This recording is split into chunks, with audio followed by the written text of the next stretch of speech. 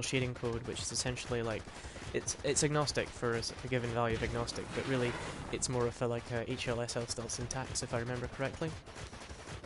And literally it just shoves it into like a, mind you, I think this is actually the cool thing where it shoves it into like a cooking system, and the cooking system builds all your shaders based on all of their permutations. Holy shit, what are those things? Over there! Initiating rescue! Revenge!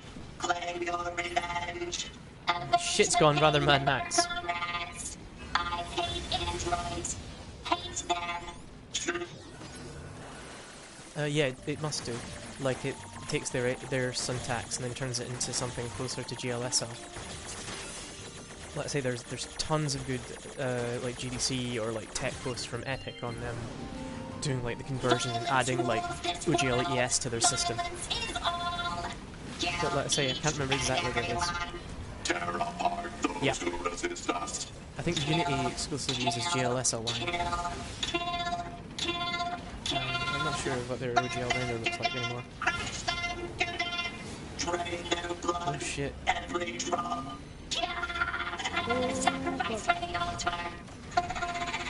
The blood god.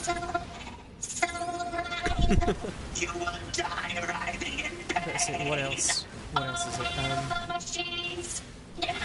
Yeah, that's the only thing they can really do to get cross-platform support is you introduce your shaders in like a third-party format, and then you use like a compiler. Like there are specific compilers that are just designed to do like GLSL to HLSL conversion and vice versa, but they're usually really under-supported because, well, how often do people outside a professional environment need stuff like that? And if they do need that, they pretty much write it in-house. Ah shit, I'm gonna get knocked out. Damn it. Let's say there is some good GDC talks and like I think maybe SIGGRAPH as well, I can't remember. Maybe SIGGRAPH, where you can get a bunch of info on like how the compilers work for the current game engines. But no matter what, everyone needs to more or less at this point compile to GLSL, and of course Vulkan's helping that. Yeah.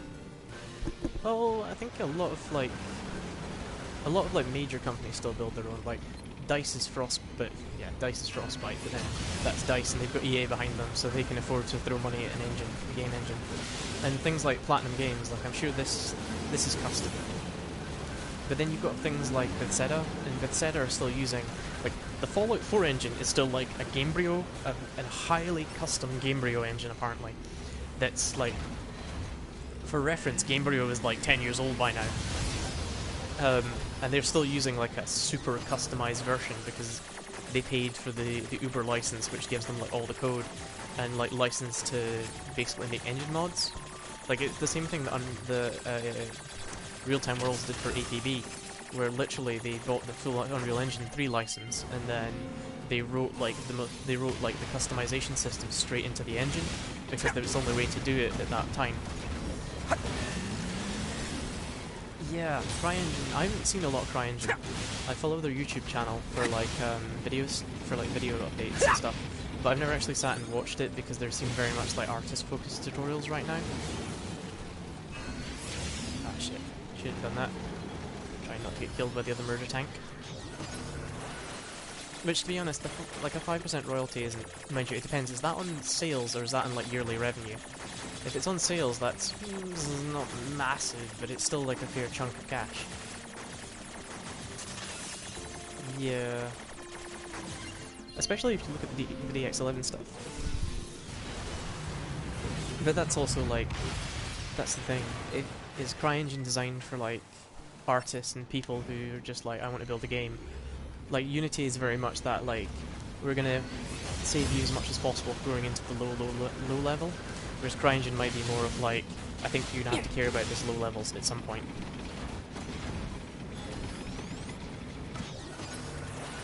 But yeah, I've not really looked at its like API or how it works. But I guess you could even say the same thing about Unreal Engine. Like Unreal Engine's the Unreal Editor is crazy powerful, but it's so overwhelming to use. But it's kind of cool because Epic basically posts all the source in GitHub, so at any time you just like, you just go into GitHub and you just pull the latest branch of Unreal Engine and you're just like, yeah, I can build this. Because you used to have to do that for their ES support, because their ES support wasn't in the mainline branch. Ah, shit.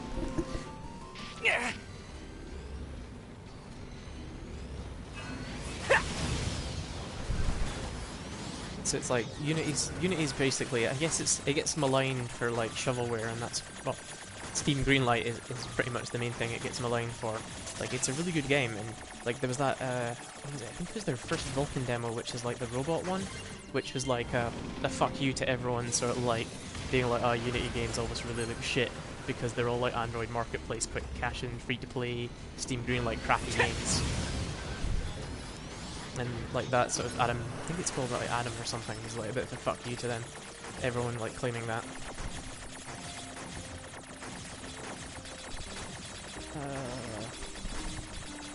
But probably Android Steam Greenlight is more of an indication of an increase in things like asset marketplaces, because like the Unreal Engine ones even got its own marketplace like built in.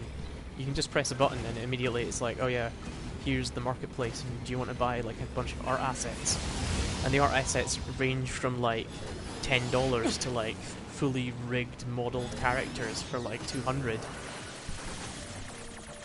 And it's like one of these things where it's like, oh, why is art so expensive? It's like, because it takes so freaking long to make. The hostile machine lifeforms have been defeated. Yeah. Yeah, I haven't made a massive effort to try and use Unity. No vital signs probably. detected. Yep. The unit is deceased. Damn. Analysis. All missing resistance members are deceased. I suppose we'd better return their belongings. Yes, 9S.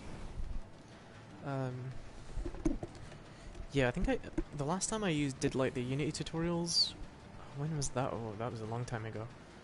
And it was I found it a bit hard to use to do alignments, but then again, I think I was playing around with it on a laptop, and it's like, oh god, you need like 2 monitors for this shit. And the same with Unreal Engine, like playing with Unreal Engine like on like 2 monitors is even quite hard. So let's teleport to the desert camp. And then, oh yeah, wait, I need to put a waypoint down for me. There we go. Yeah, if you look up guy, indie game developer in London, Alan Zacconi, he does Unity tutorials, and where he does like in-depth stuff, which is really good. I think he was a co-author on a book, or was it a book he authored himself on like Unity shaders? Yeah, like saying there's like ex-coworker who was like, I'll just use spheres, and I was like shocked that he would just use spheres as building a game mod. But it's like one of those things where like seeing, like, or maybe especially from my point of view, because I've like studied, like, I did like a video games course.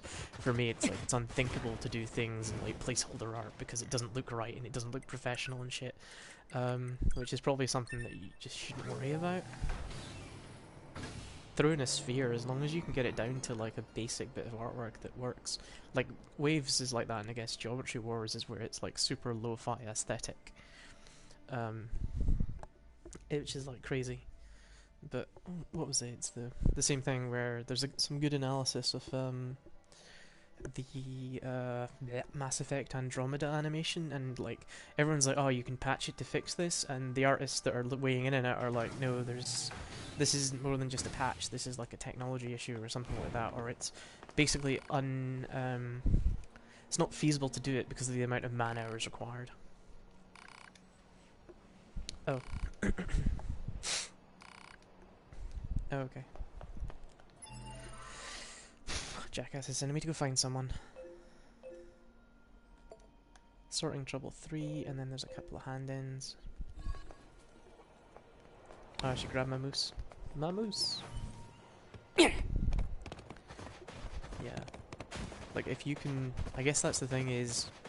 prototype your game with, like, asset store stuff. Proposal. Investigate tower that appeared from the caved-in region. Yeah, Let's check it out. Oh shit, what the hell is that thing doing? Yeah, the thing is, it's like one of those things where it's like you can go, oh, I know an artist, but it's like you're gonna need to pay them. You need to pay your artists for the work they do.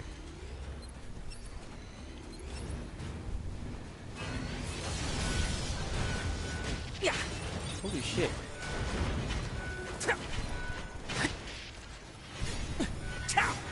Oh shit. Almost got EMP'd. Because, like, especially video game art is like crazy expensive at all times.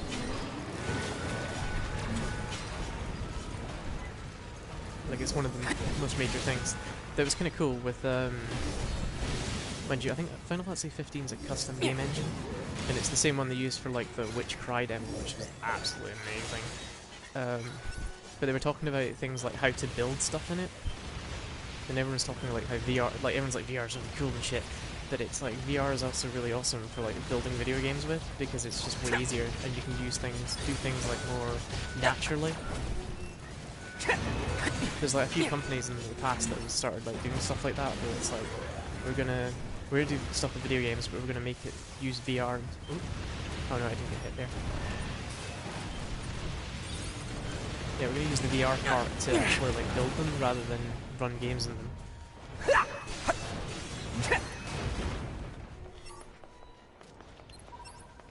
Oh shit, that's the wrong thing.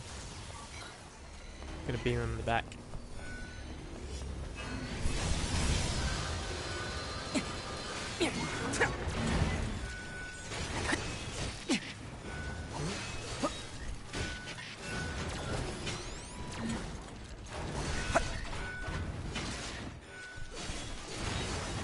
Yep. But yeah, art is expensive, as it always will be. Although you can reduce it by doing various things like procedural generation, you're still gonna need to make it look coherent. I think for me it's the like there's I think it was one of the writers on like Katawa Shoujo had this thing where they talked about the skill gap. So there's two ways to do things. What you do is you read more and you learn more. And every time you read more and learn more, your expectation deviates from what you can actually do. Because you read it, you think you have the skill to do it, but you don't. This must be the Resistance storage facility. You don't learn, you don't... oh, shit. Alert. Voice patterns detected from inside storage facility. Yeah, sorry. Distracted for a second. Yeah. What the hell?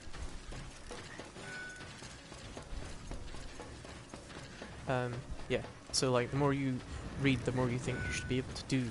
Whereas you need to apply that at the same time as actually reading and learning more and considering how you put your work together. Because they said, like, you can read all you want on, like, writing storylines and stuff, but at some point you're going to need to go and put that into practice. And if you don't put it into practice, your expectation of what you can do grows wildly out of line with what you can actually do yourself.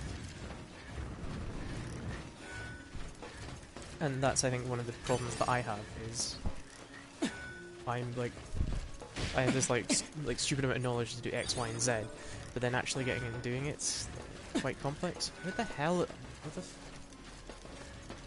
I lost track of how I can actually fight things.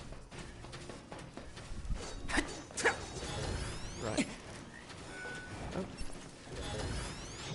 Yeah, let's kill this dude. It's like, I can talk to you about super low level things, but it's like, the amount of work to actually go out and build like a full scale game engine is like colossal. Or to like build anything more than basically like a graphics demo. It's suddenly like a volumetrically larger amount of work to do. And of course that's one of these determination things again, with how determined are you to make this like useful to you, or to make this better, or to like increase your ability to do this. And of course that's probably where the games industry starts to like break people down and be like, well, you're not dedicated enough for this, would be the word, I guess. Which is, like I say, it's dangerous. It's dangerous. Like one of the guys I know was saying that. Yeah, that's true. That's true.